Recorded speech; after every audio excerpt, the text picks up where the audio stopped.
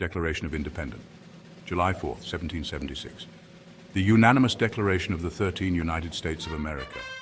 When in the course of human events it becomes necessary for one people to dissolve the political bands which have connected them with another, and to assume among the powers of the earth the separate and equal station to which the laws of nature and of nature's God entitles them, a decent respect to the opinions of mankind requires that they should declare the causes which impel them to the separation. We hold these truths to be self-evident, that all men are created equal, that they are endowed by their Creator with certain unalienable rights, that among these are life, liberty, and the pursuit of happiness,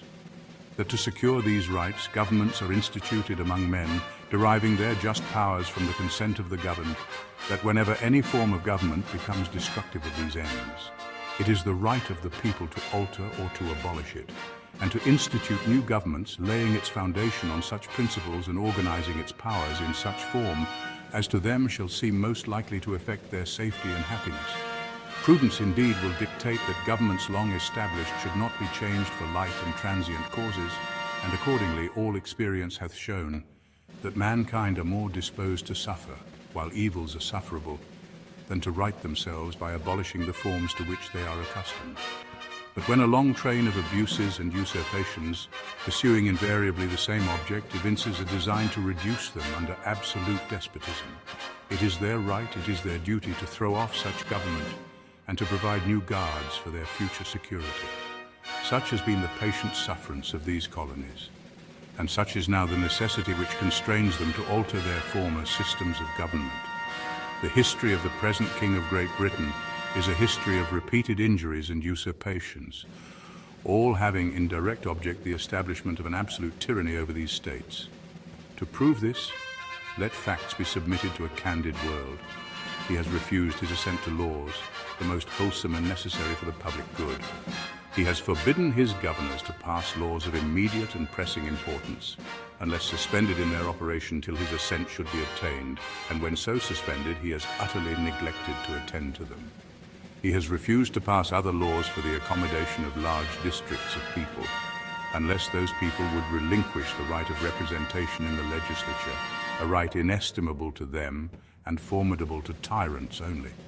He has called together legislative bodies at places unusual, uncomfortable, and distant from the depository of their public records for the sole purpose of fatiguing them into compliance with his measures.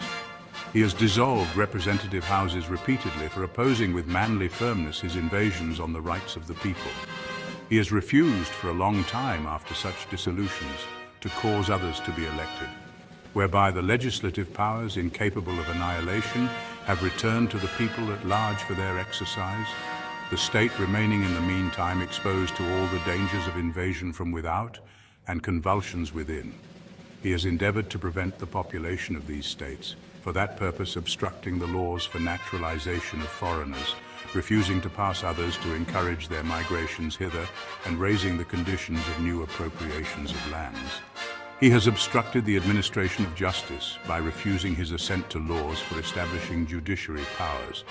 He has made judges dependent on his will alone for the tenure of their offices and the amount and payment of their salary. He has erected a multitude of new offices and sent hither swarms of officers to harass our people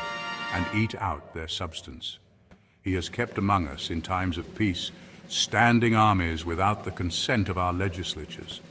He has affected to render the military independent of and superior to the civil power.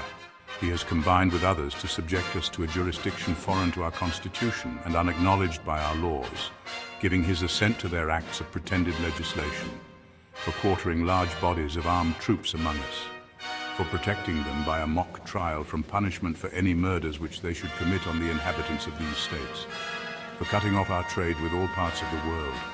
for imposing taxes on us without our consent, for depriving us in many cases of the benefits of trial by jury, for transporting us beyond seas to be tried for pretended offences,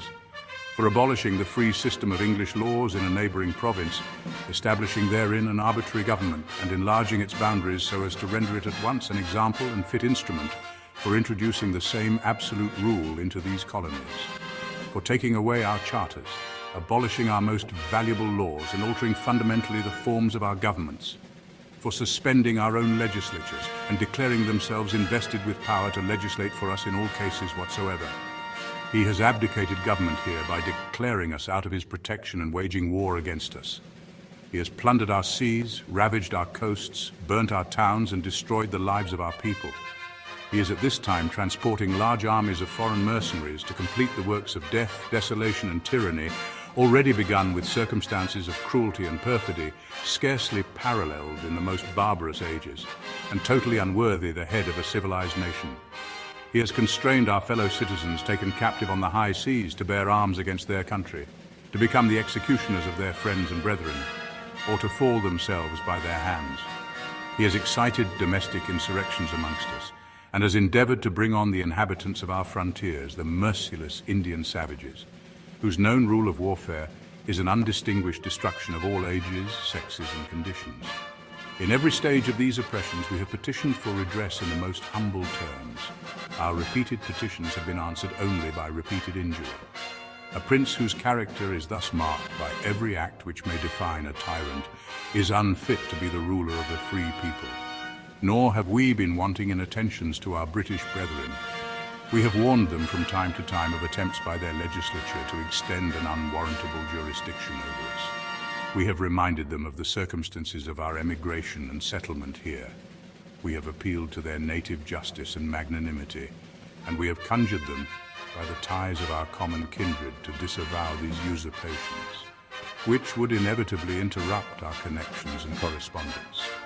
They too have been deaf to the voice of justice and of consanguinity. We must therefore acquiesce in the necessity which denounces our separation, and hold them, as we hold the rest of mankind, enemies in war, in peace friends. We therefore, the representatives of the United States of America in General Congress, assembled, appealing to the Supreme Judge of the world for the rectitude of our intentions, do in the name and by authority of the good people of these colonies solemnly publish and declare that these united colonies are, and of right ought to be, free and independent states, that they are absolved from all allegiance to the British and all crowns, and that all political connection between them and the state of Great Britain is and ought to be totally dissolved, and that as free and independent states they have full power to levy war, conclude peace, contract alliances, establish commerce, and to do all other acts and things which independent states may of right do. And for the support of this declaration, with a firm reliance on the protection of divine providence, we mutually pledge to each other our lives, our fortunes, and our sacred honor.